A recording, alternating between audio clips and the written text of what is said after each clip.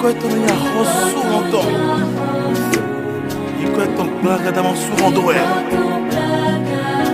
Ikbalekto susulekto. Bien-aimés dans le Seigneur, bonjour.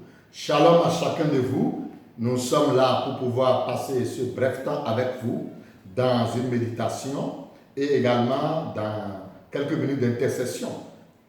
Puisse le Seigneur vous bénir depuis là où vous me recevez. Au nom de Jésus, je crois que la Bible est vraie. Je crois que la Bible est vraie. Elle est la parole du Seigneur. Je la serre dans mon cœur. Je crois que la Bible est vraie. Je crois que la Bible est vraie. Elle est la parole du Seigneur. Je la serre dans mon cœur. Dans Psaume 138, le verset 8, nous lisons ce qui suit. Dans Psaume 138, le verset 8, l'Éternel agira en ta faveur. L'Éternel, ta bonté dure toujours. N'abandonne pas les œuvres de tes mains. L'Éternel agira en ta faveur. Dans la Bible ici, il est dit, l'Éternel agira en ma faveur. Que Dieu bénisse ces quelques lignes que nous allons partager dans ton cœur. Amen. Ici, il s'agit bien sûr du roi David, qui a expérimenté beaucoup de choses dans sa vie. Cet homme de Dieu, vaillant qu'il était, rempli de la crainte de Dieu, et qui a fait route avec Dieu dans beaucoup de choses, va finir par dire, l'Éternel agira en ma faveur. Il avait tellement confiance en son Dieu, croyant que ce dernier ne va jamais l'abandonner. Et c'est ce qu'il a eu pendant sa vie. Quelle épreuve David n'a pas rencontrée? Quelle difficulté n'était-il pas soumis?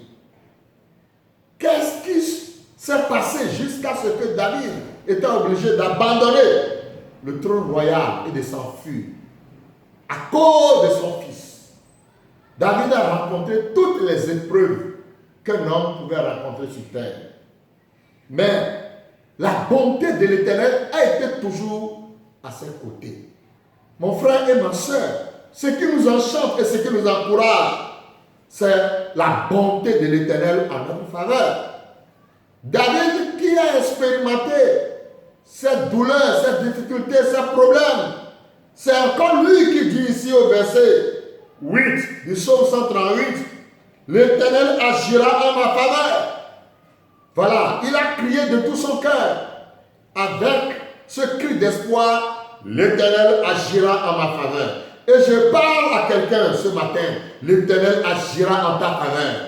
Peu importe la situation que tu traverses, le Dieu d'Abraham, le Dieu d'Isaac et le Dieu de Jacob agira en ta faveur.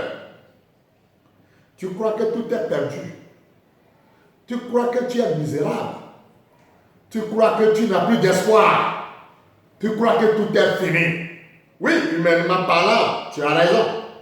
Mais, si tu peux alors jeter un coup d'œil sur ce que David a dit ici, je crois que cela te fera du gain. David, qui a expérimenté beaucoup de difficultés plus que nous, va dire, l'Éternel agira en ma faveur. Je parle à quelqu'un, l'Éternel va agir en ta faveur. Et ce matin-là, l'Éternel va agir en ta faveur. Et il a dit également, l'Éternel, ta bonté dure toujours. La bonté de l'Éternel durera toujours. N'abandonne pas les œuvres de tes mains. L'Éternel n'abandonnera pas les œuvres de ses mains. Tu es l'une de ses œuvres.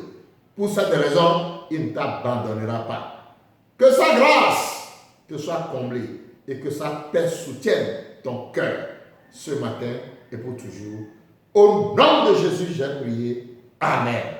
Frère, depuis ta maison, j'aimerais que tu pries avec moi sur ces quelques requêtes. Nous allons ensemble élever la voix et dire, Seigneur, nous voulons que tu arrêtes ce vent de Covid-19 qui souffle dans le monde entier, dans les 5 continents. Arrête ce vent et pardonne les nations, pardonne les péchés et arrête ce vent de Covid-19. Prions ensemble. Notre Père et notre Dieu, nous voulons te supplier, te rester reconnaissant parce que, oh Dieu, si tu ne pardonnes pas aux nations leurs péchés, Seigneur, elles seront avouées à la perdition. C'est pourquoi nous voulons te demander d'intervenir. Pardonne, Seigneur, aux nations et guéris les nations par rapport à Covid-19. Guéris de loin comme de près toutes les nations, tous les 5 continents et notre Afrique spécialement et le Bénin en particulier, soient guéris de cette maladie, soient guéris de cette maladie, de ces maux. Au nom de Jésus, nous avons prié. Amen. Prions encore et remettons nos gouvernements entre les mains du Seigneur. Chez nous ici, le président de la République, son gouvernement, pour les efforts qu'ils sont en train de fournir de gauche à droite pour que nous puissions trouver des solutions et vaincre alors Covid-19. Nous allons demander à Dieu de les soutenir, de les fortifier, de les encourager dans cette tracasserie. Prions au nom de Jésus.